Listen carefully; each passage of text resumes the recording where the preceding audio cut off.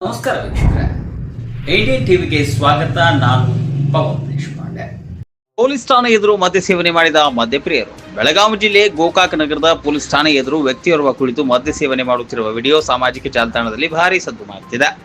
ಕಳೆದ ರವಿವಾರದಂದು ಗೋಕಾಕ್ ಶಹರ ಪೊಲೀಸ್ ಠಾಣೆ ಎದುರು ಮದ್ಯ ಸೇವನೆ ಮಾಡಿದ ವ್ಯಕ್ತಿ ದಿನದ 24 ಗಂಟೆ ಮದ್ಯದ ಅಮಲಿನಲ್ಲಿ ಇರುತ್ತಾನೆ ಎಂದು ತಿಳಿದು ಬಂದಿದೆ. ಈತ ಗೋಕಾಕ್ ಶಹರ ಠಾಣೆಗೆ ಎದುರು ಮದ್ಯದ ಬಾಟಲಿ, ಗ್ಲಾಸ್ ಹಾಗೂ ಸ್ನಾಕ್ಸ್ ಗಳನ್ನ ಇಟ್ಟುಕೊಂಡು ನೆಲದ ಮೇಲೆ ಕುಳಿತು ಮದ್ಯ ಸೇವನೆ ಮಾಡಿದ್ದು ಸದ್ಯ ಈ ವಿಡಿಯೋ ಸಾಮಾಜಿಕ ಜಾಲತಾಣದಲ್ಲಿ ವೈರಲ್ ಆಗ್ತಿದೆ. ಈ ಹಿಂದೆಯೂ ರಸ್ತೆಯ ಮಧ್ಯದಲ್ಲಿ ಕುಳಿತು ಮದ್ಯ ಸೇವನೆ ಮಾಡುವುದು ಹಾಗೂ ಮದ್ಯದ ಅಮಲಿನಲ್ಲಿ ರಸ್ತೆಯ ಮೇಲೆ ಮಲಗುವುದನ್ನು ಕಂಡು ಪೊಲೀಸರು ತಿಳಿ ಹೇಳಿದರೂ ಪ್ರಯೋಜನವಾಗಿಲ್ಲ.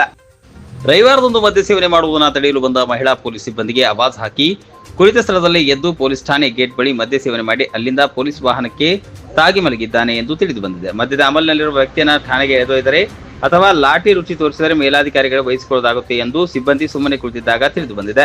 ಪೊಲೀಸ್ ಠಾಣೆ ಎದುರು ಮದ್ಯ ಸೇವನೆ ಮಾಡಿರುವ ಬಗ್ಗೆ ಜಾಲತಾಣದಲ್ಲಿ ವೈರಲ್ ಆಗುತ್ತಿದ್ದಂತೆ ಜನರು ಮನಸು ಇಚ್ಛೆ ಕಮೆಂಟ್ಗಳನ್ನು ಮಾಡತೊಡಗಿದ್ದಾರೆ.